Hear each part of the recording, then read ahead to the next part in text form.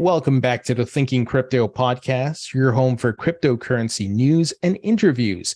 If you're new here, please hit that subscribe button as well as a thumbs up button and leave a comment below. If you're listening on a podcast platform such as Apple, Spotify, or Google, please leave a 5-star rating. Heads up, guys, I will be at the Future of Crypto conference next week, which is hosted by Ben Zinga. It will be in New York City at Pier 60 on December 7th. That's Wednesday, December 7th. If you're attending, please let me know. Leave a comment or shoot me an email. I would love to meet up with you all. I will be there. I will be interviewing some of the speakers in a booth, doing some podcast episodes there. So, for my tri-state area friends, if you're attending, please let me know. And if you would like to attend, there is a discount code that I have for you. It's Thinking Crypto 20. So Thinking Crypto, no space, and the code and the number 20 at the end. I'll put a link in the description that you can go directly where the code is applied. And once again, it's a 20% discount if you'd like to attend. And I'll be there. Would love to meet some of you, put some faces to the names, and we can talk about crypto and much more. All right, let's jump into the news, guys. Today, we heard from the Fed, Jerome Powell, coming out and saying the Fed is going to be less aggressive in raising rates. And the markets saw this as a dovish positive sign. So the S&P ended a 3-day losing streak. The Dow jumped 700 points, and crypto saw a bounce. Bitcoin right now is over $17,100. So what's happening here? Well, we're not out of the woods yet. The Fed will continue to raise rates. We're going to probably see a 50 basis points rate hike maybe in December. So this is, it's not the Fed is stopping raising rates tomorrow or next week. That's not what's happening here. However, it shows we're over the hill, that the Fed is, easing off the gas pedal here in their aggressiveness in raising rates, because they were coming fast and furious, right? Trying to fight inflation, but they have to be careful. And Powell did say, they have to monitor this and moderate accordingly, because there are some lagging metrics and signals, because once they raise rates, they kind of have to wait and see, okay, what was the impact of that, rate hike, because the numbers and hourly reports have to come in. So the good news, guys, they're slowing down. Once again, we're not out of the woods. Bitcoin could still crash down to 10 to 12K because there are black swan catalysts and events potentially that could happen, like the Genesis trading collapse and so forth, right? And any company that's connected to the FTX situation could collapse. So we're not out of the woods yet. But this is a very good sign that the Fed is on the path to slowing down, right? They are going to reduce the rate hikes, not be as aggressive. And I personally think around the end of Q1 of next year, they will stop rate hikes, and then we'll be in a holding pattern. Then they will start cutting rates, and then QE will start again. And that's what the markets are seeing. That's why you see this rally. But don't be fooled by this rally. Once again, we're not out of the woods yet. We can still go down. You have to have a macro outlook. There's people who are going to say, oh, this is bullish. Rally's coming. New world type. No, my friends. Be careful. Not out of the woods yet. And I know I've been sharing this chart here on TradingView for 5 months. I'm looking for a 2019 type rally sometime next year. It could happen at the end of Q1 or Q2, but we'll see what happens.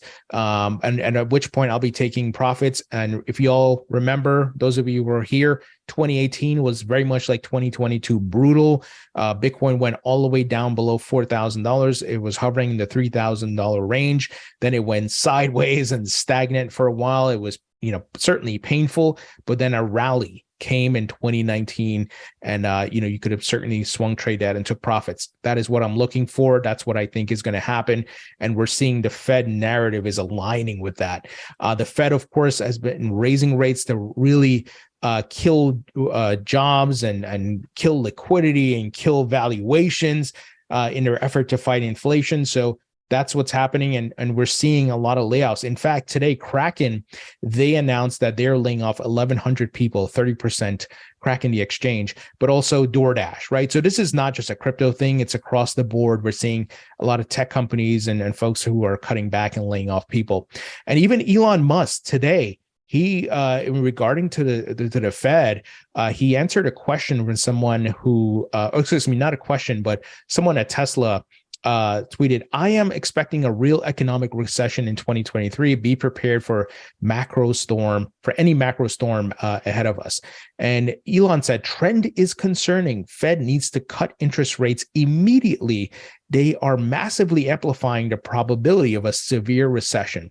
So the Fed can't keep raising rates, or they're going to put us into a depression, right? It will get really bad." So I understand they're trying to fight inflation, but they got to slow down. It's not looking good. And I think they will, because, guys, there's only so much pain people can take. Retail will be out on the streets rioting. And of course, the big institutional players, the government players who own a lot of assets, they're not going to be happy. They're going to complain. And you see Elon, right? The world's richest man right now is saying Fed needs to cut rates. So that pressure is going to mount on the Fed. And I'm saying all this because we know the path forward is for them to stop rate hikes, cut rates, and then start QE, which will drive asset prices higher.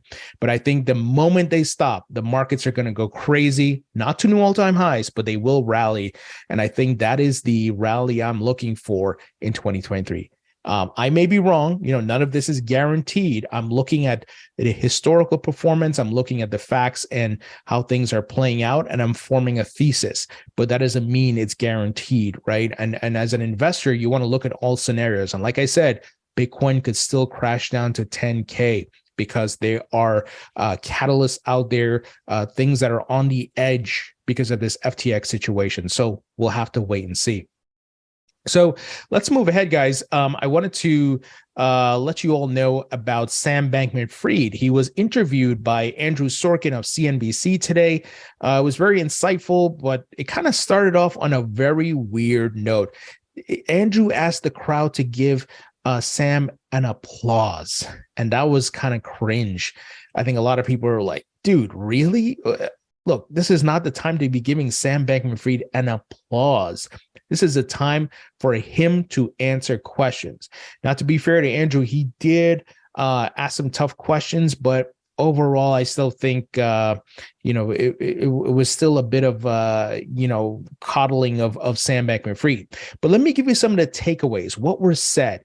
And one of it was that he said, FTX US is fully solvent and withdrawals could be open today. Now, I don't trust that. I want to verify that. They need to show the actual numbers and the actual books, right? I don't believe that for 1 second, because Sam has been caught lying. This man has deleted tweets. He's said things in interviews. So there's a lot of contradictory things that have come out from his end, right? Whether it be on Twitter, whether it be via emails or interviews, whatever it may be. Now, Mario Nafal, he kind of highlighted some of the takeaways here, some of the quotes from Sam Bankman-Fried. Here are some. I made a lot of mistakes, never tried to commit fraud. Okay. US platforms is fully funded. I believe withdrawals could be open today.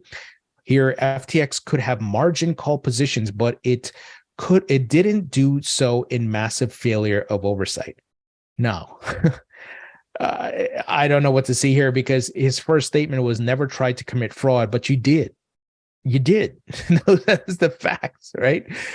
He said, I was not running Alameda. I didn't know the size of their position at FTX. Really? Really? Your girlfriend was running Alameda. That's a company you founded, and the money was being ported over from FTX to Alameda. And you didn't know what was happening. I don't believe that for a second, guys. I'm not giving him the benefit of the doubt here. And I don't, some of you may not agree with me, or majority of you may agree with me, but I ain't believing that for 1 second. I want to see, once again, trust. I don't trust, verify. Don't trust, verify, right? Position size of Alameda at FTX became larger over the course of 2022. Okay. FTX didn't had bank accounts globally in 2018 and 2019 and relied on Alameda to receive client money and FTX credited clients. So sounds like it started off from a bad place in that type of setup. But that's just some of the takeaways, guys. I don't want to go through everything. I'm sure some of you live streamed it and are going to watch it once it's published online. So, it is what it is. I don't trust it, and I think we need to verify. I need to see actual books and reports and audits and all that, because this is all Sam just saying stuff, and right now he doesn't have any credibility. Now, something else that Sam said, which was interesting, and Charles Gasparino and Eleanor Terrett of Fox Business weighed in on it. Charles said, interesting to note that Sam Bankman-Fried owned the majority of Alameda, but as I recall in the interview, he suggested he was just a part owner, not the de facto sole owner. And Eleanor Terrett said, yeah, he had no idea, in quotes now, what was going on there, as he stated at least 5 times throughout the interview, thus essentially assigning all the blame to Caroline Ellison, who he was allegedly dating at the time. So he's going to make Caroline the fall person here, or is it kind of like, hey, you know what? It wasn't an FTX issue. It was an Alameda issue. Is this his way of trying to salvage the brand and try to say, I was running FTX and, there was nothing never really bad there. But Alameda, let me tell you what's happening over there. I didn't know what was happening, but they're doing bad stuff, right? It's like, bro, you own both companies. What? And here's another thing, because Sam, I think, kind of exposed Gary Gensler here. So Eleanor Terrett said, in his interview with Andrew Sorkin, Sam Bankman-Fried just described his meetings with Gary Gensler as the result of elbow grease that took him thousands of hours in Washington to achieve. She said, would seem to contradict the chairman's come in and talk mantra. Absolutely. So Gary's been saying, come in, talk to us, blah, blah, blah. But we know that is like a Trojan horse type situation, right? You go in and you tell them, hey, this is our situation as a token, as a company and whatever. Gary then takes that information, and instead of trying to help you, he's looking at how he can shut you down or issue you a big fine like he did with BlockFi. And all he did was issue a fine to BlockFi. He didn't help them to do anything else outside of that. Reporting, setting up proper things. Just give me the $100 million, a shakedown, right? And here's something else, guys. This is from Yahoo today. We're seeing puff pieces start to come out for Gary Gensler. I'm sure Gary's paying some PR folks to help him out here. So here's what they said. Sam Bankman-Fried fooled a lot of people, but not SEC Chairman Gary Gensler, whose warnings about risk and lack of regulation were well-rounded. Here's the actual title of the article. FTX's collapse validates Gary Gensler's crypto skepticism. So the positioning here is, see, Gary told you guys. See, Gary didn't want to do anything here because these guys are all scammers.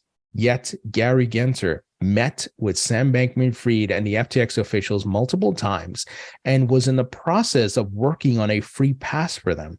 And as Sam said in the interview, he had to grease some elbows. It's a pay-to-play game, guys. And of course, all his campaign donations got him access to Gary. So once again, as Eleanor said, it contradicts Gary's open door statements that, oh, you can just come in and talk to us. No. And what we've seen is that Gary, or we should say we haven't seen, Gary's calendar has not been updated, I believe, since like August or June or something like that. What's he got to hide? Something smells fishy here. Right? My bullshit meter is going off. My bullshit alarm is going off here, right? Something is up here. So Gary looks like he's starting his PR campaign to make sure he doesn't have to get he doesn't get in trouble, or to reduce the accountability he has in this situation. Now, funny enough, Larry Fink was also at this New York Times dealbook conference, and he's the CEO of BlackRock. He also, BlackRock invested in FTX. So Larry Fink, BlackRock CEO, says BlackRock lost $24 million in FTX. He shrugs it off when asked. He tries to rope Sequoia in with him and says that they too did due diligence on FTX and could have been misled. So Larry's trying to make himself look okay and BlackRock look okay, and so he doesn't look like an idiot, which I get, right? It's like that's a normal human thing to try to preserve your reputation and protect yourself, but his body language was really bad. He looked like he was just like, who cares, $24 million. But did you see what happened to Sequoia? Yeah, the same thing that happened to you, dude. So he was really trying to deflect. Well, look, at the end of the day, I think this was like a human failure here across multiple levels and different aspects, because when the bull markets are going and capital and money is flowing, people take things for granted. They don't do the extra step of research, right? And so BlackRock, Tom Brady, Kevin O'Leary, everybody fell for this instead of doing their due diligence. And you guys know how euphoric it can be in the bull markets, and everybody's trying to get this deal and this investment. So I'm not going to give Larry a lot of crap, because I know they're also invested in Coinbase. They launched your Bitcoin spot trust. They're doing big things. But look, clearly somebody at BlackRock did not do their job, right? And you would think BlackRock, as the world's largest wealth manager, would do that. So it is what it is. Now, guys, this is a big week for crypto in Washington, D.C., because tomorrow there's going to be a hearing, or first of many congressional hearings, focused on FTX. And the CFTC chairman, Rostin Behnam, he will be testifying in front of the Senate Agricultural Committee. Democrats and Republicans are calling for the passage of crypto legislation now, but time is short. So watch out for that tomorrow. That's going to be a good one to keep an eye on, and let's see what he has to say. We'll see if there's some level of urgency here to get crypto regulations done, even if they have that sentiment. It just, the holidays are coming up. There's going to be lame duck session, whatever you want to call it. So maybe something happens in Q1 of 2023. We'll see. But we need this regulation. We need Gary Gensler and the SEC put in their place. We need to know what's a security, not a security. We need to have the guardrails in place. And right now it's a mess. There's a lot of bills from different people in Congress.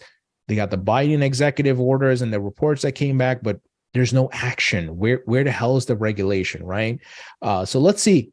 Maybe this FTX situation is the catalyst for these folks to get it done, because there's bipartisan representation here for this.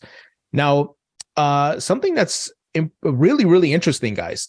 Telegram. Yes, the Telegram that was sued by the SEC and, is the platform that runs on blockchain and all that jazz. They're going to build a non-custodial wallet and decentralized exchange. Big move here by Telegram. I'm actually very intrigued by this, and we'll see where things go, guys. It's very interesting, but this is a big player, building this. And look, with how things played out here with FTX, a lot of people are going to non-custodial wallets, right, and hardware wallets and all that, because not your keys, not your crypto. And I'm in agreement. We'll see if Telegram builds a good product, because that's important, right? It's not just that they say they're going to do it, but will they actually build a good product? Finally, Asia's biggest crypto investor, Animoca Brands, is looking to set up a $2 billion Metaverse fund. Animoca's current portfolio has more than 340 finance, gaming, and social media companies worth over $1.5 million. So it includes crypto wallet, blockchain gaming, Metaverse, DeFi. Their portfolio is wild. And I'm going to try to get an interview with some of the folks here, but they're making some big time investments. I think they see the long-term, benefits and the adoption of this. Yes, it's early and they're putting a lot of money in, and they're going to have to be patient, but this is a huge bet. There's a lot of companies in their portfolio, but I think it's a smart bet. And they're well diversified, and they include gaming and esports and so forth, these things which will drive more crypto adoption via NFTs, blockchain integration, and so forth. So the smart money, the long-term macro investors, they see what's on the horizon. They're putting billions into this. And I hope you recognize what's happening, and you also have to have the macro outlook. If you're looking on the hourly, weekly, daily, and monthly, you're going to be disappointed. You're going to be depressed. But once I learned that, guys, and that mindset, that's when I started making money in crypto. When I got into it, I was looking at my portfolio every day. It was like, oh my God, it's up this way. It's down this week. Oh no. That was driving me nuts. And I, of course, lost money because you can't move by emotions. You can't be watching the charts like that. You got to have a macro outlook, and that's where the money is made. Anyway, guys, let me know what you think. Leave your thoughts and comments below. Hit the thumbs up button, share this video, and I'll talk to you all later.